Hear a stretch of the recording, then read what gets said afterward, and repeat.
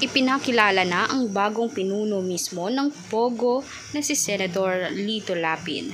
Ngayon, meron siyang malaking issue na kinakaharap. Kailangan niya itong masulba at harapin mag-isa dahil talagang sangkot ang kanyang pangalan. Matagal pa naman siya nagsaserbisyo sa bansa natin, pero gayon pala ay may connection sila ni Alice Go.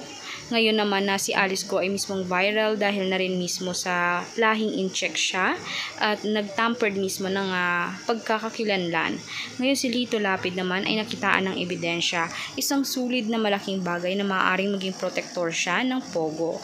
Kaya pala minsan ay against siya mismo sa mga pag-grade o mismong pagpapaalam ng ibang senador na gawin itong mga bagay na ito para mas madaling makita, mahanap at makilala ang mga owner ng Pogo.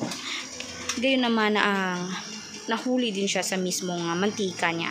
Ginisa siya ng mga iilang senador, katulad na rin ni Idol Raffy Tulfo na mismong matalino, masigasig at alam niya kung paano niya talagang makuha ang mismong loob ng senador para naman umamin na.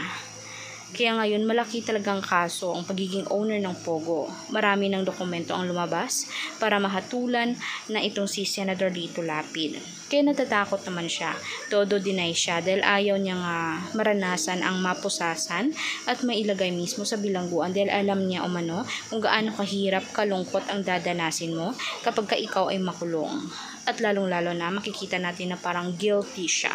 Kaya for more public videos, mag-subscribe, i-like ang ating videos, i-share at mismo mag-subscribe lagi. Salamat po.